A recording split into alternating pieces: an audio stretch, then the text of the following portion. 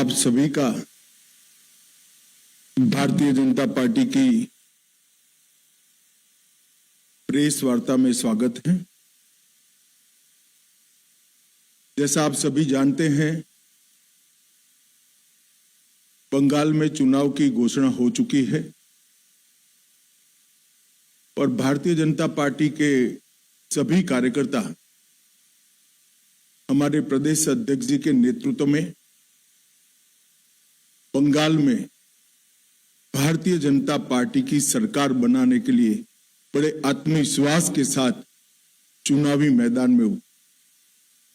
हमारे विपक्ष के नेता श्री शुभेंदु अधिकारी जी ने भी चुनाव के पहले ही पूरे बंगाल का दौरा कर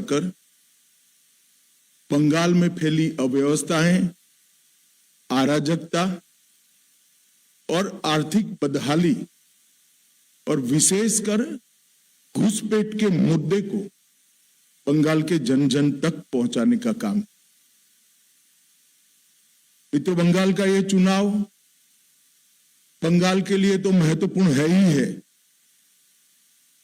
परंतु पूरे देश के लिए महत्वपूर्ण। पूरे देश की सुरक्षा बंगाल के चुनाव के साथ एक प्रकार से जुड़ी है। असम में भारतीय जनता पार्टी की सरकार बनने के बाद असम से घुसपैठ कमोबेश समाप्त हो गई। अब एक ही रास्ता बचा है जहां से घुसपैठ होकर पूरे देश के अंदर घुसपैठिए फैलते हैं और देश की सुरक्षा के साथ खिलवाड़ करते। इसलिए बंगाल का एक चुनाव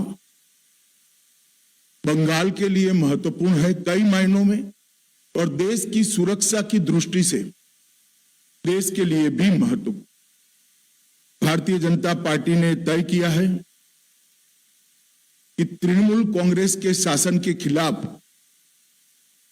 जनता के जो मुद्दे हैं, इसको आवाज देना, जनता की आवाज को मुखर कर बंगाल की जनता के सामने और देश की जनता के सामने प्रस्तुत करना, और बंगाल के आने वाले चुनाव में ये पूरी जो अराजकता तृणमूल के शासन में फैली है, इसका हम क्या हल लेकर आएंगे, इसका हम जवाब भी लेकर आएंगे। परंतु आज की प्रेस वार्ता तृणमूल कांग्रेस की इस सरकार के 15 साल के शासन के खिलाफ हमारा चार्जशीट, ये आज की प्रेस वार्ता का मुद्दा है। ये चार्जशीट जो है वो तृणमूल कांग्रेस भले कहे भारतीय जनता पार्टी का चार्जशीट है, परंतु मैं मानता हूं ये बंगाल की जनता ने ममता बनर्जी की सरकार के खिलाफ लगाया हुआ चार्जशीट है, जिसको भारतीय जनता पार्टी एक आवाज दे रही। एक प्रकार से आने वाला चुनाव बंगाल की जनता को तय करना है कि भय को चुनना है या भरोसे को चुनना। भय के आतंक से मुक्ति पाकर भरोसे के साथ देश जिस तेजी से आगे बढ़ रहा है, इसके साथ बंगाल को जुड़ना चाहिए। ये तय करने का चुनाव है। विगत 15 सालों में भय, भ्रष्टाचार और भेदभाव की राजनीति चल रही है। झूठ, डर और हिंसा का सहारा लेकर अपनी राजनीति को आगे बढ़ाने का नया राजनीतिक थ्योरी ममता बनर्जी ने प्रस्तुत किया है। कोई भी सरकार को चुनकर आने का आधार जन कल्याण के काम होते हैं। तृणमूल कांग्रेस का चुनकर आने का आधार झूठ, डर और हिंसा है।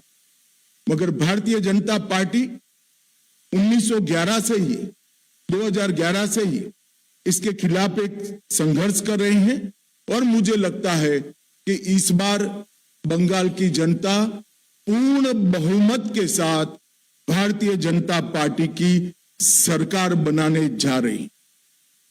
ये जो चार्जशीट है टीएमसी के 15 साल के काले चिट्ठों का संकलन है। सोनार बांग्ला का स्वप्न दिखाकर सिंडिकेट राज स्थापित कर बंगाल की जनता का शोषण करने वाले शासन की कहानी है। तृणमूल कांग्रेस के कुशासन में बंगाल भ्रष्टाचार की प्रयोगशाला बन चुका है। ऊपर से नीचे तक सफेद पोश आपराधिक सिंडिकेट जनता को परेशान कर रहे हैं और विकास के अभाव में बंगाल इंडस्ट्री के लिए एक प्रकार से ग्रेवयार्ड बन चुका है। बंगाल टीएमसी के पोंचो बिपोर जॉय से ग्रसित यहां घुसपैठियों को प्रोटेक्शन दिया जाता है। तुष्टीकरण को अपना मिशन बना चुकी है सरकार। भ्रष्टाचारी प्रस्तापित रूप से राजनीतिक सिस्टम में पहुंच चुके हैं। कट मनी का कलेक्शन आम बात हो चुका है और सिंडिकेट पर नो एक्शन ये सरकार का स्वभाव बन चुका है। कई सालों तक कम्युनिस्ट शासन का दंश झेली हुई बंगाल की जनता ने सोनार बांग्ला के स्वप्न के साथ परिवर्तन किया था, मगर अब आज वही जनता कह रही है इससे तो कम्युनिस्ट अच्छे थे। ऐसा शासन 15 साल तक ममता बनर्जी ने के नेतृत्व में यहां अनुभव में आया है। आज मैं ये भी कहना चाहता हूं कि बंगाल की जनता ने लगातार भारतीय जनता पार्टी का समर्थन किया है और ग्रेजुअली भारतीय जनता पार्टी कैसे बढ़ी है इसका मैं आज आप सबके सामने थोड़े आंकड़े भी जरूर रखना चाहूंगा। 2014 में हमारा 17% वोट शेयर था लोकसभा चुनाव में और 2 सीटें थी। 19 में हमारा वोट शेयर 41% हुआ, 18 सीटें प्राप्त की। 24 में हमारा वोट शेयर 39% हुआ और 12 सीटें मिली। तो हमने एक 40% वोट शेयर का बेस यहां पर बना है। 2016 के चुनाव में विधानसभा में हमारा 10% वोट था और केवल 3 सीटें हम जीत पाए थे। 21 के चुनाव में 10% से बढ़कर 38% तक हम पहुंचे और 77 सीट के साथ हमारे विधायक दल का श्री शुभेंदु जी नेतृत्व कर रहे हैं। 30 साल तक जो 2 पार्टियों ने यहां पर लंबे समय तक शासन किया, कांग्रेस और कम्युनिस्ट, दोनों को 0 सीटें प्राप्त।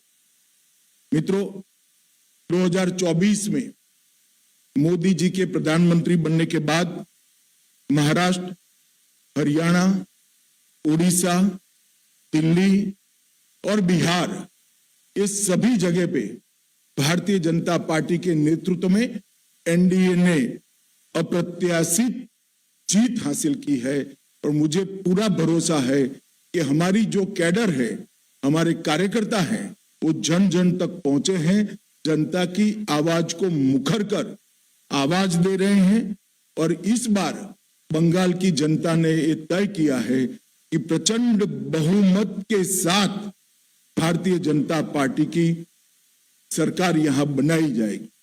ये चुनाव जो है वो एक प्रकार से जान जाने के भय से मुक्ति का चुनाव है, आजादी जाने के भय से मुक्ति का चुनाव है। पूरे बंगाल का बहुमत समाज demographic change, artificial demographic change के कारण भय में जी रहा है कि हमारे ही देश में कहीं हम माइनॉरिटी तो नहीं बन जाएंगे।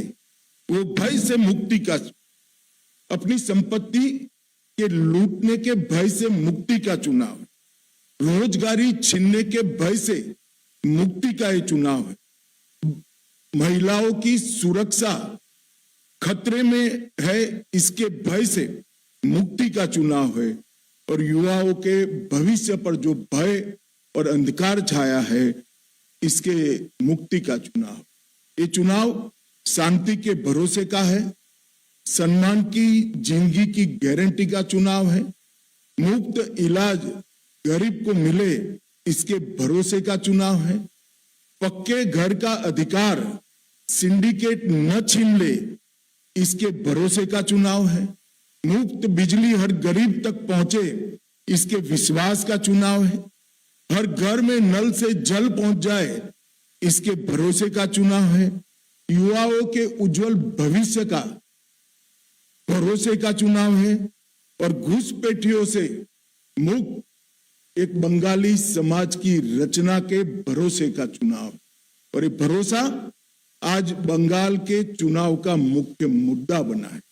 भय को निकालना, भरोसों के प्रस्तावित करना, इसका मतलब है टीएमसी को हटाना और भारतीय जनता पार्टी का शासन यहां पर लाना।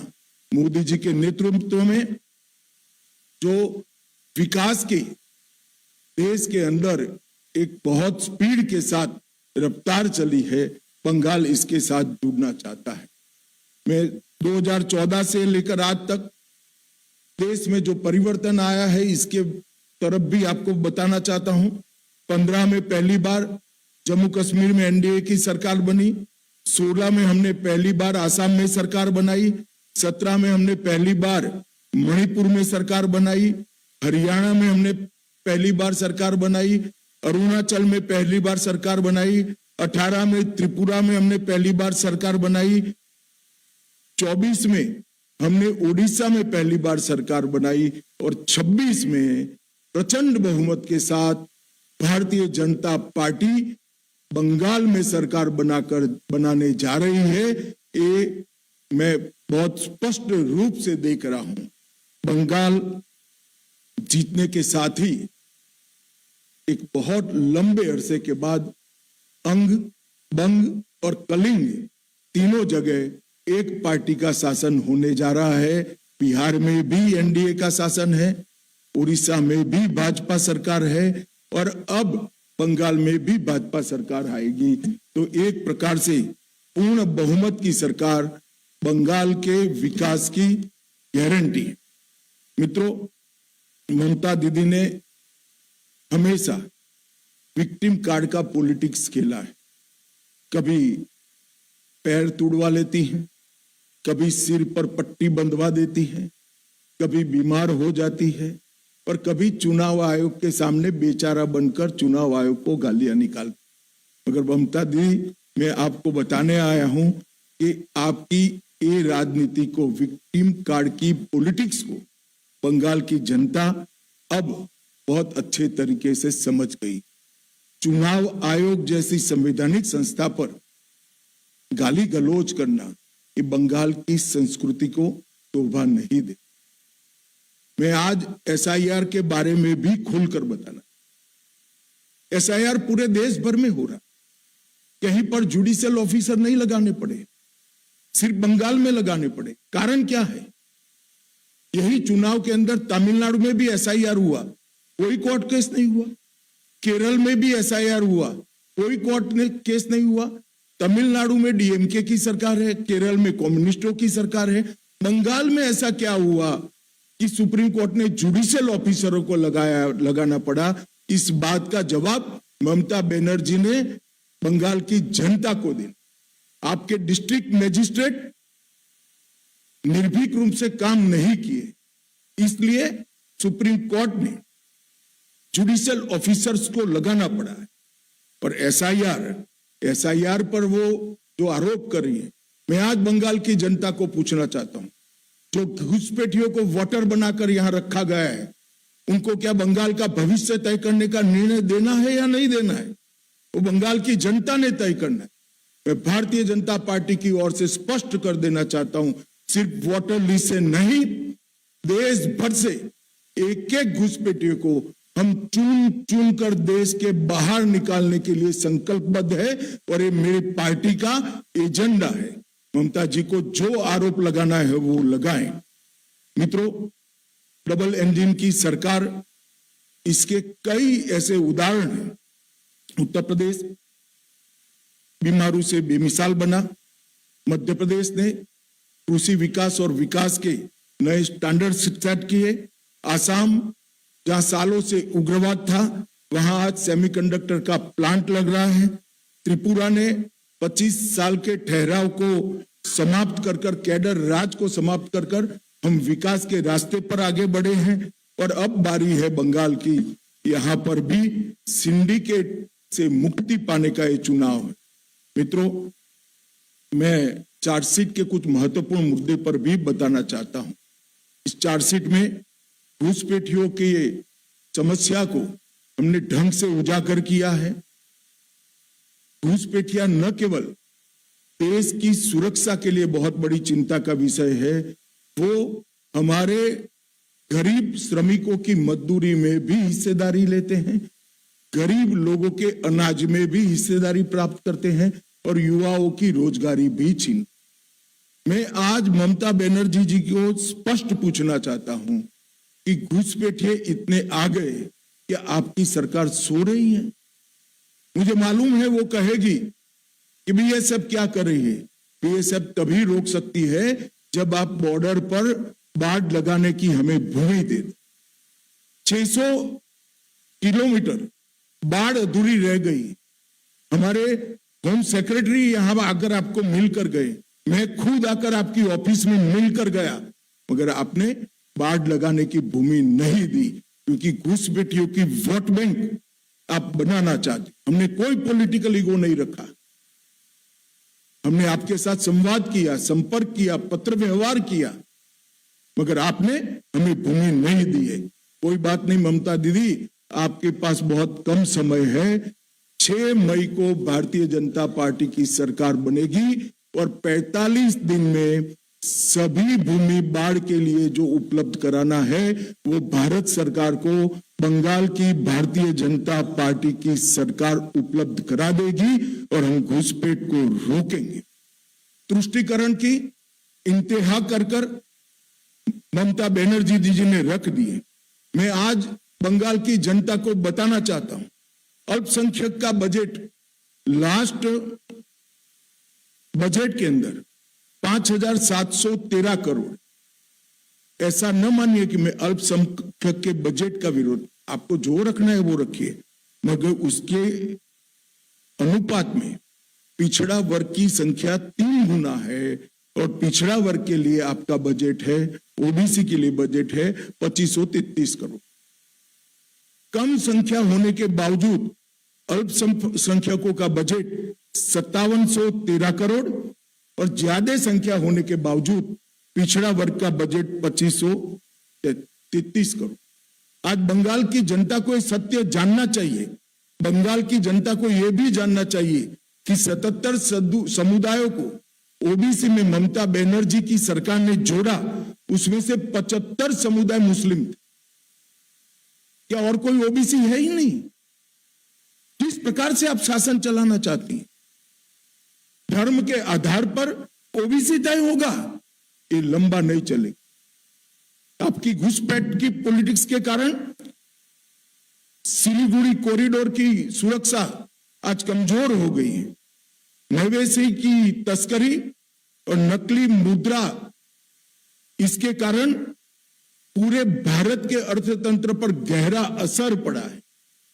मित्रों, इस तुष्टीकरण की राजनीति से एक प्रकार से पूरा बंगाल गंभीर समस्याओं से घिर चुका है।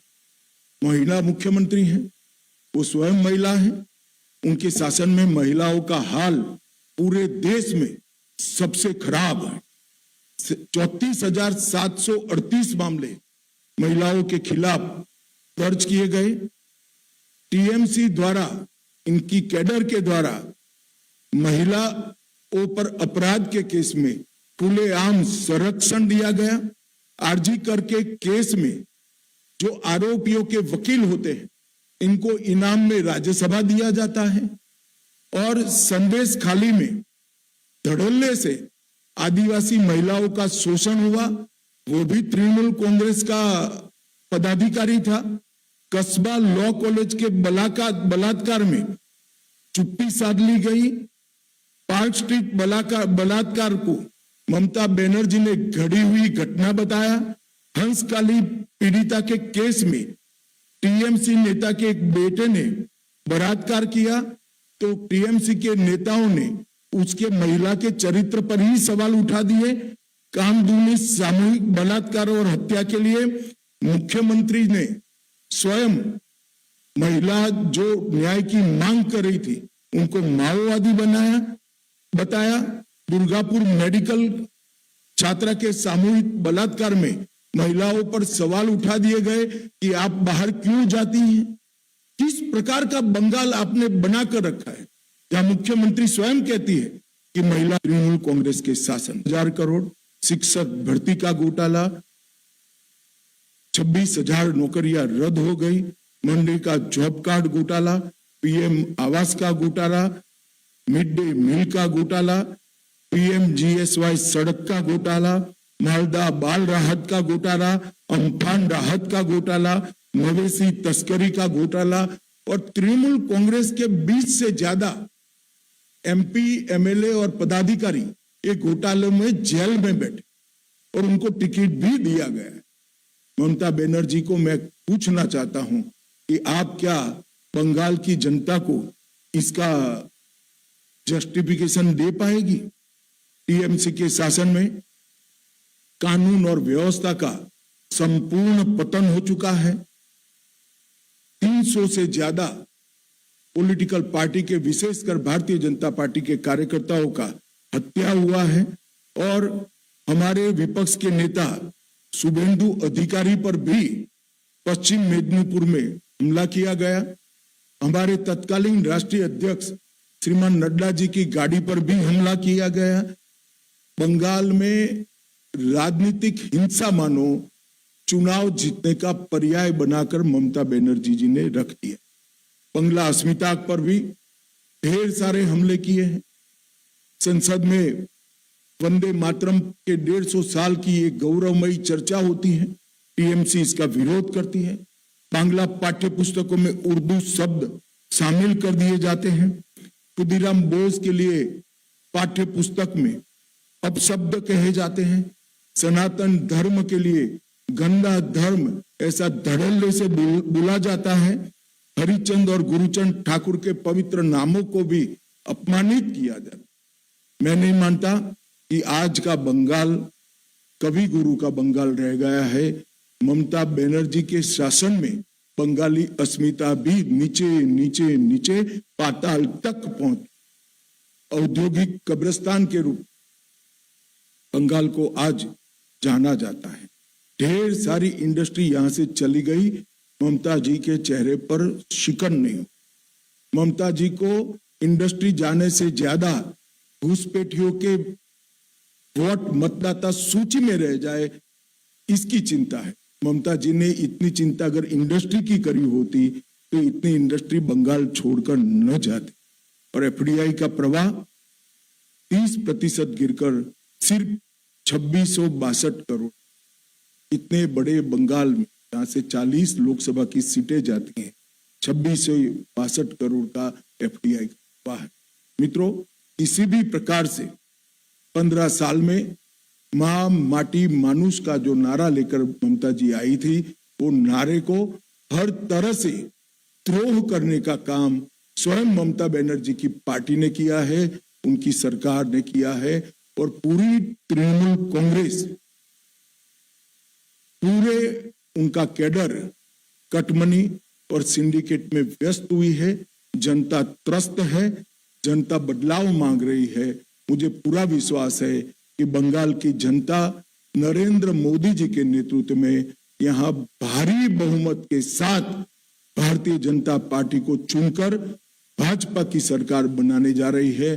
और मैं बंगाल की जनता को आज की प्रेस वार्ता के माध्यम से प्रार्थना करना चाहता हूं कि हमारा जो घोषणा पत्र आएगा, वो घोषणा पत्र में ये आरोप पत्र के अंदर जो जो चीजें बताई गई है, जिससे बंगाल को नीचे नीचे नीचे पहुंचाया है, वो बंगाल को कैसे उठाना और कवि गुरु की कल्पना का सोनार बांग्ला बनाने का हमारा एक्शन प्लान क्या है, रोड मैप क्या है और कार्य योजना क्या है, वो भी हम हमारे घोषणा पत्र में लेकर आएंगे। मैं फिर से एक बार बंगाल की जनता को अपील करना चाहता हूं, भय छोड़ दीजिए, अपने अधिकारों के लिए बाहर निकलिए, भारी मतदान करिए और तृणमूल कांग्रेस की सरकार को मूल समेत उखाड़ कर फेंक दीजिए। बहुत बहुत धन्यवाद।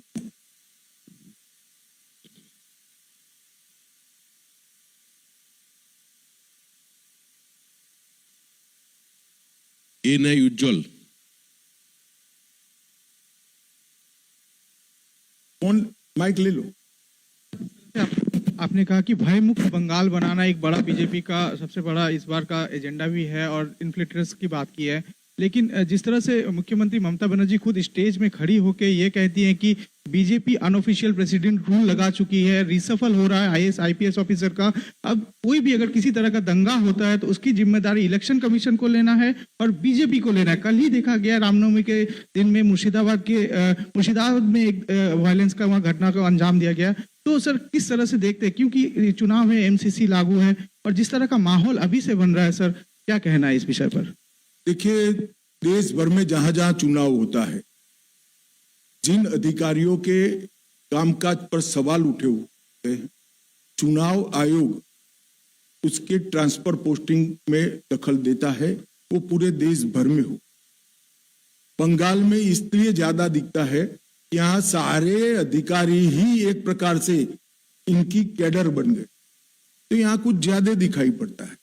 परंतु ममता बनर्जी जी अगर ये सोचती है कि विक्टिम कार्ड खेलकर हम सिंपैथी प्राप्त करेंगे, तो आपको कॉन्क्रीट मुद्दों का जवाब देना पड़ेगा और इससे बच नहीं पाओ। जहां तक लॉ एंड ऑर्डर का सवाल है, जहां जहां भारतीय जनता पार्टी की सरकारें आई, चाहे असम हो, चाहे उत्तर प्रदेश हो, एनडीए की सरकार बिहार में भी आई, हम बदतर से बदतर व्यवस्था से राज्यों को बाहर निकाले हैं। ये हमारा ट्रैक रिकॉर्ड है। बंगाल की जनता हम पर भरोसा कर सकती है। हम बदतर से बदतर हालत वाले राज्यों से एक अच्छे सुशासित राज्यों में परिवर्तन करने का हमारा ट्रैक रिकॉर्ड है और बंगाल में भी हम इसको आगे बढ़ाएंगे। आर भारत पौलमी।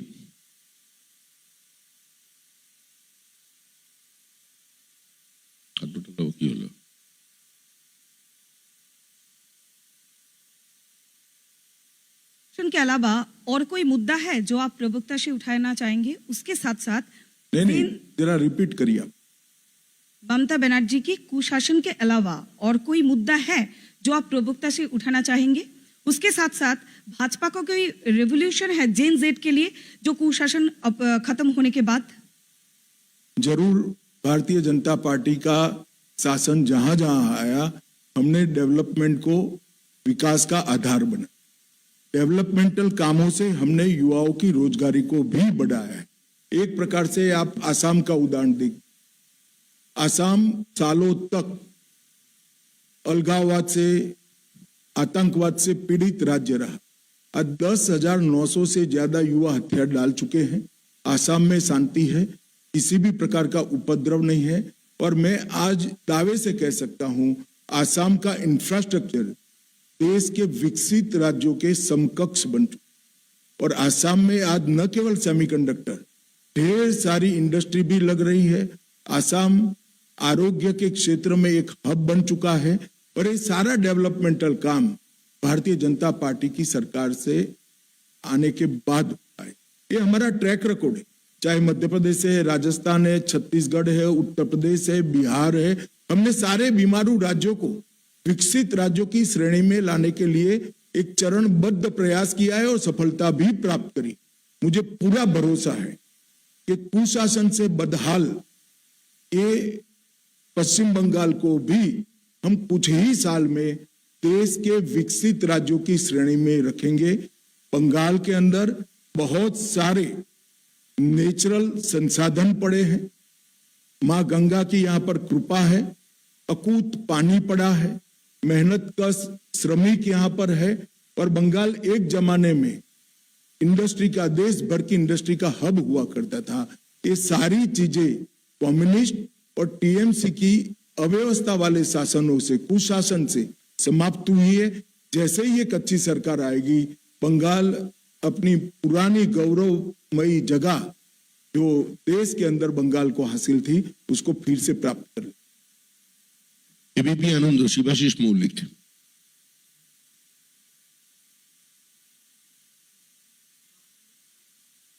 आपके आरोप पत्र में आपने कामदुनी से लेकर आरजीकर तक महिलाओं के बारे में बहुत सारे जो निर्यातन के घटना घटी है पश्चिम बंगाल में, उसके बारे में जिक्र किए हैं। अगर भाजपा का सरकार आए तो इन मुद्दों में क्या एक्शन प्लान होगा, इसके बारे में आपका प्लानिंग क्या है? देखिए, 15 साल में जितने भी महिलाओं पर अत्याचार के प्रमुख केस है, पाताल से भी इनके आरोपियों को ढूंढकर जेल की सलाखों के पीछे पहुंचाया जाए।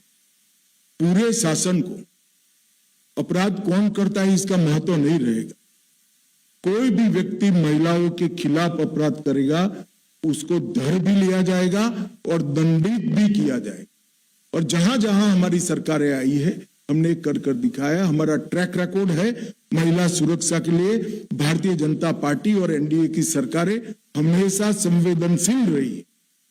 मैं बंगाल की माताओं बहनों को भी भरोसा देना चाहता हूं कि महिलाओं के लिए यहाँ सुरक्षित वातावरण की रचना करने की जिम्मेदारी भारतीय जनता पार्टी की आने वाली सरकार की है।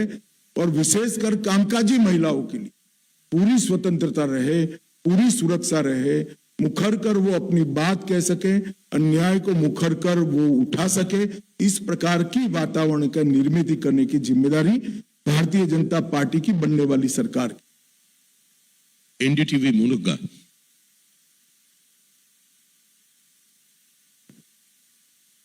मेरा आपसे सवाल है कि उत्तर बंगाल के लिए, पश्चिम बंगाल के लिए क्या रोड मैप होगा बीजेपी का? और जिस तरह से बात हिंदुओं की होती है तो रामनवमी पर एक बार फिर से हिंसा की तस्वीरें आई हैं मुर्शिदाबाद और उत्तर बंगाल के कई इलाकों से, कैसे देखते हैं आप इस?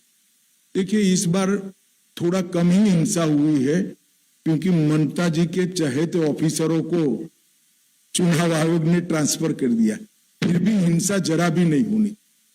हम सब समुदाय की सुरक्षा की यहाँ पर चिंता करेंगे और विशेषकर बहुमत समाज की, क्योंकि तुष्टीकरण के कारण बहुमती समाज के साथ यहाँ बड़ा अन्याय हुआ है। जहां तक उत्तर बंग का सवाल है, बहुत अन्याय हुआ है। पहले कम्युनिस्टों ने भी किया और बाद में ममता बनर्जी ने भी किया है। उत्तर बंग हमारे देश की सुरक्षा के लिए भी बहुत महत्वपूर्ण क्षेत्र है और समग्रता से बंगाल के विकास को अगर गति देनी है तो नॉर्थ बंगाल को भी गति देनी पड़ेगी।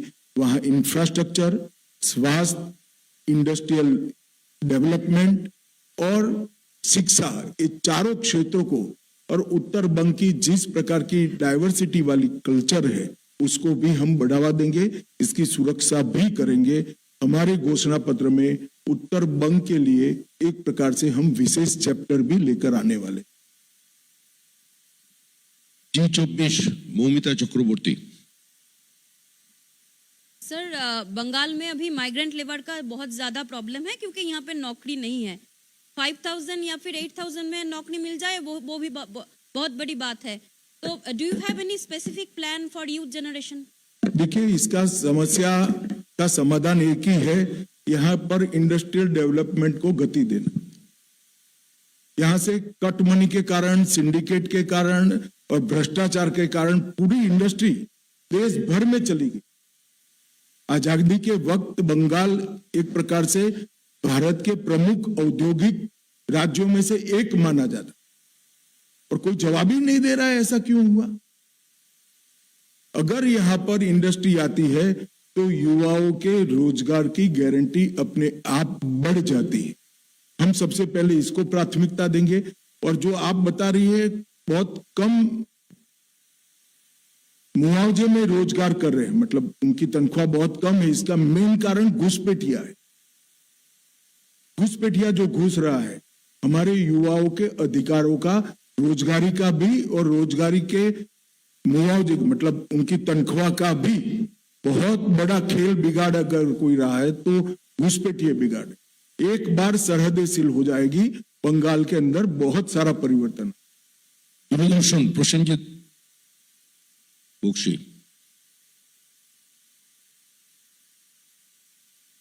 हाँ,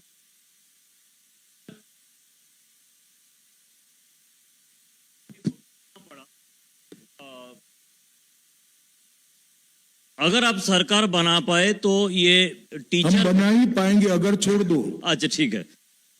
तो सरकार बनाने के बाद ये टीचर भर्ती प्रक्रिया में कुछ सुधार ला पाएंगे। और साथ में एक छोटा सा सवाल मैं जोड़ देता हूं कि पिछले कई दिनों से लोगों की सवाल है कि सीएपीएफ को ठीक तरह से इस्तेमाल किया नहीं जा रहा है, चाहे वो बासंती की मामला हो, चाहे जिस दिन प्रधानमंत्री आए थे उस दिन का मामला हो। एक तो मेरा एसएससी वाला सवाल है और दूसरा है सीएपीएफ को इस्तेमाल किया नहीं जा रहा है। बैठिए। जहां तक भर्ती का सवाल है, हम पारदर्शी भर्ती प्रक्रिया बंगाल को में इंट्रोड्यूस करेंगे, जिससे किसी भी प्रकार का भ्रष्टाचार भर्ती प्रक्रिया में न हो। हमने कई हमारे राज्यों में पारदर्शी तरीके से भर्ती कर कर बताया है। आसाम में हमने वादा किया था 1 लाख सरकारी नौकरियों का। हम 1.5 लाख असम के युवाओं को एक भी भ्रष्टाचार के आरोप के बगैर नौकरी देने का काम समाप्त कर। परंतु यहां दूसरा भी सवाल है। ढेर सारे भर्ती में जो घोटाले हुए, इसके कारण युवाओं की भर्ती के लिए जो मान्यता प्राप्त आयु है वो चली गई। मैं पहले भी कह रहा हूं कि इसमें 5 साल का रिलैक्सेशन देकर एसएससी घोटाले में जिन युवाओं के मौके छूट गए हैं उनको हम मौके भी देंगे और पारदर्शी तरीके से भर्ती भी करेंगे। ये सरकारी पद और भर्ती के लिए हम हमारे घोषणा पत्र में विशेष व्यवस्थाएं लेकर आने वाले हैं। आज तक अनुपम मिश्र। नमस्कार। मेरा सवाल है, इधर हूं मैं। मेरा सवाल है कि आप जैसे वादा कर रहे हैं 45 दिन में जमीन वापस और 45 दिन में जो 7th पे कमीशन है उसको लागू करेंगे, तो क्या जैसा कि आरोप लगाया जा रहा है आरोप पत्र में कि बंगाल बहुत नीचे चला गया है, तो कितने दिनों में, दिन, तारीख या साल आप कुछ बता पाएंगे कि इतने दिनों में बंगाल को इतने नंबर पर, 1 या 2 या 3 नंबर पर पहुंचा पाएंगे? और दूसरा, अभिषेक बनर्जी ने भी थोड़ी देर पहले ट्वीट किया है कि डीजीपी सीएस को हटा देने के वजह से ही ये जो 1-2 दिनों में घटनाएं हुई हैं हिंसा की, वो हो रही हैं। नहीं, मुझे एक बात का जवाब दीजिए आप। 2021 में चुनाव के बाद जो हुआ, पंचायत चुनाव के बाद किसका डीजीपी था? भारतीय जनता पार्टी के कार्यकर्ताओं को चुन चुन कर मार दिया गया। कैसे जस्टिफाई करेंगे अभिषेक बनर्जी? क्या बात करते हैं? सबसे कम हमले अगर रामनवमी पर हुए हैं तो इस बार हुए, और उसका कारण है कि चुनाव आयोग ने न्यूट्रल टाइप के अधिकारी रखे। उकसाने के 50 प्रयास के बावजूद सबसे कम हमले हुए। क्या झांसा देते हो? जवाब है आपके पास? 25,000 लोग झारखंड में शरण लिए थे आपके भय के कारण, आतंक के कारण। महिलाओं को प्रताड़ित किया गया था। और जहां तक आप तिथि की बात कर रहे हैं, हमें अभी तो मालूम ही नहीं है कि गड्ढा कितना है। हमारे लोग बैठ जाएंगे, बाद में मालूम पड़ेगा कि गड्ढा कितना है। तो तिथि भी 6 माह में सरकार बनाने के बाद जरूर बता दी। आनंदबाजार पत्रिका विप्रशी चैटर्जी।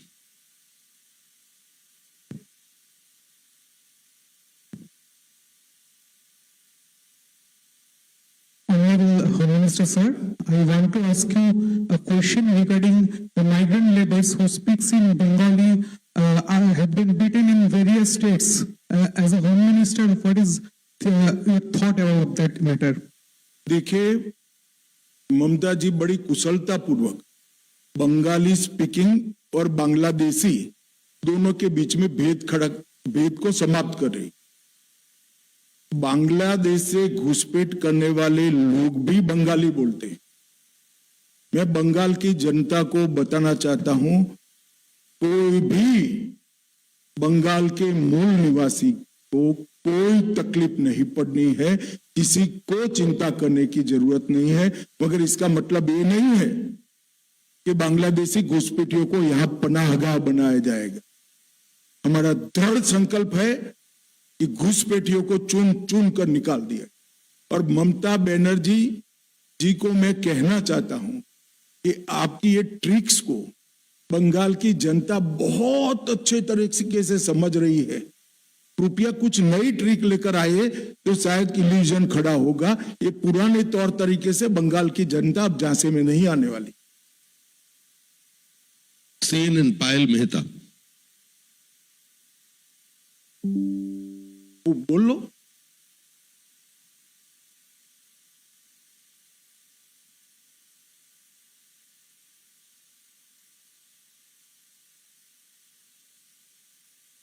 राष्ट्रपति जी को आके कहना पड़ा था कि ममता जी मुझसे क्यों नाराज है और मेरे साथ ऐसा क्यों व्यवहार किया। तो जो जिस तरह का व्यवहार यहाँ पे जनजाति समाज के साथ किया जाता है उस पर आपका क्या कहना है और आगे इनके लिए बीजेपी का क्या प्लान है?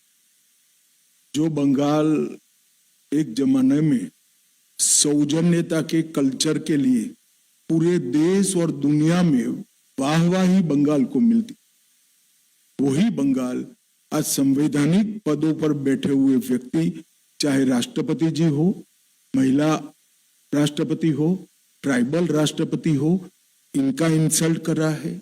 चाहे प्रधानमंत्री जी बंगाल की खबर पूछने के लिए आए हैं, मतलब नेचुरल आपत्ति के बाद, तो वहां पर अफसर न भेजकर प्रधानमंत्री जी का इंसल्ट करना, प्रधानमंत्री जी के कार्यक्रम के थोड़े दूर मुख्यमंत्री धरने पर बैठ जाना, मेरी तो समझ में नहीं आता कि क्या हो गया है। और बंगाल की जनता को देखना चाहिए, हमारा बंगाल एक प्रकार से सौजन्यता के संस्कार के लिए पूरे विश्व भर में प्रसिद्ध था।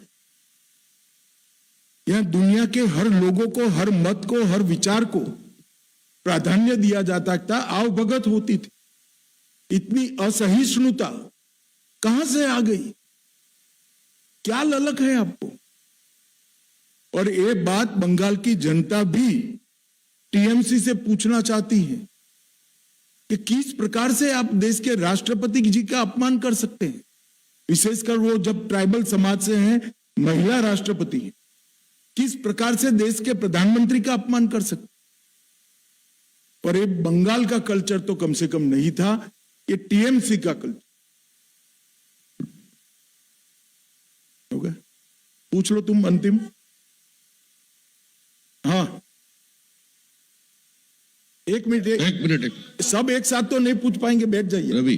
सर मेरा सवाल यह है, पश्चिम बंगाल में क्योंकि आप लोग कह रहे हैं कि घुसपैठिया है, फिर एसआईआर की प्रोसेस किया जा रहा है उन लोगों के लिए जो कि यहाँ के वोटर नहीं है उनको हटाया जाए, तो पॉलिटिकली एसआईआर के बाद पश्चिम बंगाल में बीजेपी को कितना फायदा होगा सत्ता में आने के लिए? देखिए, एक बात पहले समझ लीजिए, एसआईआर के खिलाफ ममता जी एक काल्पनिक हवा खड़ा कर रही है। देश भर के अब तक लगभग 14 राज्यों में एसआईआर हो चुका है, कहीं पर कोर्ट केस नहीं हुए, कहीं पर जुडिशियल अफसर नहीं बिठाने पड़े हैं। इसी चुनाव में केरल और तमिलनाडु भी चुनाव में है, वहां डीएमके की सरकार है, वहां कम्युनिस्टों की सरकार है। एसआईआर हो चुका, मतदाता सूची प्रसिद्ध हो चुकी है, कोई गड़बड़ नहीं हुई है। एसआईआर को सहयोग न देना इसका एकमात्र कारण है कि ममता दीदी घुसपैठियों को बचाना चाहती है और घुसपैठियों के वोट से फिर से चुनकर आना चाहती है और अगले 5 साल और घुसपैठ कराना चाहती है। मगर ममता दीदी, आपका स्वप्न कभी पूरा नहीं होने वाला है। एसआईआर भी हुआ है और बंगाल की जनता भी इस बार दृढ़ निश्चय लेकर बैठी है कि घुसपैठ को हम सहन नहीं करेंगे। अच्छी कानून और व्यवस्था के लिए वोटिंग करेंगे, विकास के लिए वोटिंग करेंगे, मोदी जी के लिए वोटिंग करेंगे और भारतीय जनता पार्टी की सरकार बनाए। सर धन्यवाद आपका। सर